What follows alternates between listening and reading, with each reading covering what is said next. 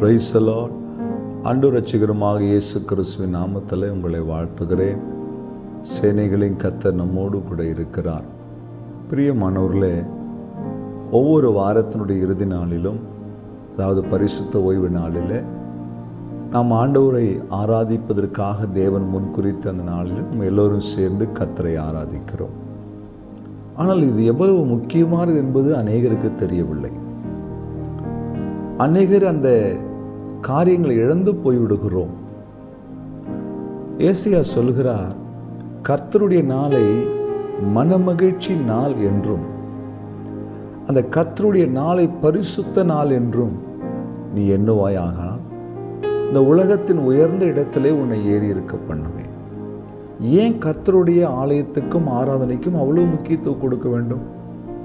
சங்கீதம் 122 வாசிக்கும் பொழுது, கர்த்தருடைய ஆலயத்துக்கு போவோம் வாருங்கள் என்று எனக்கு அவர்கள் சொன்னபோது மகிழ்ச்சியாக இருந்தேன். அதே அதிகாரத்தில் கடைசி வசனம் வாசிக்கிறேன், எங்கள் தேவனாகிய கர்த்தரின் ஆலயத்து நிமித்தம் உனக்கு நன்மை உண்டாக தேடுவேன். கர்த்தருடைய ஆலயத்துக்கு போகும் பொழுது நம்முடைய இருதயம் மகிழ்கிறது. சங்கீதக்காரனாக தாவீதை கர்த்தர் உயர்த்தி வைத்திருந்தார். ராஜாதி ராஜாவாய் அவன் நிற்கிற ஸ்தானத்திலே கூட அவனுக்கு ஒரு மகிழ்ச்சி தரக்கூடிய காரியம் எது என்று கேட்டால், கர்த்தருடைய ஆலயத்துக்கு போய் அவரை ஆராதிப்பது. ஏனென்றால் அந்த ஆலயத்தில் நன்மை உண்டு. வேதம் சொல்லுகிறது, சகோதரர் ஒருமித்து வாசம் செய்வது எத்தனை நன்மையும் எத்தனை இன்பமாக இருக்கிறது. நாம் ஒன்று சேர்ந்த தேவ சமூகத்தில் நம்ம அவரை ஆராதிக்கும் பொழுது அங்கு தேவன் நன்மைகளை அவருடைய பிள்ளைகளுக்கு கொடுக்கிறவராக இருக்கிறார். சங்கீதக்காரன் எழுதும்போது, கர்த்தருடைய ஆலயத்தின் சம்பூர்ணத்தினாலே நான் திருப்தி அடைகிறேன். என் அன்பு தேவ பிள்ளை, எந்த சூழ்நிலையும் ஆராதனைக்கு போவதற்கு நீங்க தடை செஞ்சிடாதீங்க. ஆராதனையை இழந்து போயிடாதீங்க. கர்த்தருடைய ஆலயத்துக்கு போவதற்கு நீங்கள் ஒருபோதும் தடையா இருந்துடாதீங்க. உங்கள் ஆசீர்வாதத்தின் ஆரம்பமே அங்குதான். கர்த்தருடைய சமூகத்தில் அவரை கூடி ஆராதிப்பதற்கு அவர் குறித்த அந்த நாளை பயபக்தியின் நாள், மனமகிழ்ச்சியின் நாள், இது கர்த்தருடைய நாள், இது பரிசுத்தமுள்ள நாள், தேவன் எனக்காக உண்டாக்கி வைத்திருக்கிற ஆராதனை என்று சொல்லி நீங்கள் ஒரு எதிர்பார்ப்போடு கர்த்தருடைய ஆலயத்திற்கு போகும்போது ஆவியானவர் உங்களோடு கூட திட்டமும் தெளிவுமாய் பேசுவார்.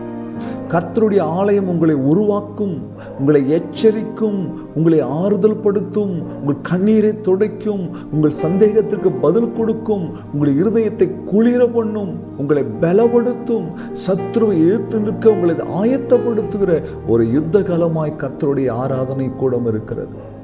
எந்த சூழ்நிலையும் ஆலயத்துக்கு போவதை நீங்கள் இழந்து போய்விடாதீங்கள். தாவீது சொல்லும்போது, கர்த்தருடைய ஆலயத்துக்கு போகிறது தான் எனக்கு சந்தோஷம். உங்கள் வாழ்க்கையில் நீங்கள் எங்கே போனாலும் கிடைக்காத ஒரு சந்தோஷத்தை தேவ சமூகம் உங்களுக்கு கிடைக்கும். அல்லேலூயா. ஆம் தேவ பிள்ளைகளே, என் வாழ்க்கையில் எப்படிப்பட்ட சூழ்நிலை இருந்தாலும் சரி, ஆராதனை நான் ஒருபோதும் இழந்து போக மாட்டேன். ஆப்ரேஷன் பண்ணி படுத்த படுக்கையாக இருக்கும்பொழுது கூட ஒரே வாரம் தான், அடுத்த வாரம் வயிற்றில் நான் துண்டை கட்டி கொண்டு ஆராதனையில் வந்து உட்கார்ந்து கர்த்தரை ஆராதிக்க ஆரம்பித்தேன். ஏன் தெரியுமா? அந்த ஆராதனை என் இருதயத்துக்குரிய மகிழ்ச்சி எனக்கு கொடுக்கிறது. தேவ சமூகத்தின் பிரசன்னத்தை நான் உணர்கிறேன். சங்கீதம் 16 வாசிக்கிறோம், அவர் சமூகத்தில் ஆனந்தம், நித்திய பேரின்பமும் ஆனந்தமும் உண்டு. அவர் சமூகத்துக்கு வரும்பொழுது இது எல்லாம் நீங்கள் பெற்றுக்கொள்ள முடியும். எந்த சூழ்நிலையும் சாக்கு போக்கு சொல்லி ஆராதனை இழந்து போக தேவப்பிள்ளை, உங்களுக்கு கர்த்தர் கொடுத்த ஊழியத்துக்கு, உங்களுக்கு கர்த்தர் உங்களை வைத்திருக்கிற சபையில் போய் கர்த்தரை ஆராதிங்க, துதிங்க. நேரத்தை பார்க்காதீங்க, தேவனை நோக்கி பாருங்க, நீங்கள் ஆசீர்வதிக்கப்படுவீங்க. ஜெபிக்கலாமா? எங்களை நேசிக்கிற நல்ல தகப்பனே, உடைய ஆலயத்துக்கு போவோம் என்று சொன்னபொழுது எங்களுக்குள்ள அந்த மகிழ்ச்சி உண்டாகட்டும் ஐயா. ஆலயத்தினுடைய நன்மையினாலே எங்களை திருப்தியாக்கும். ஆசீர்வதி இயேசு கிறிஸ்துவின் நாமத்தில் பிதாவே, ஆமென். அல்லேலூயா. God bless you.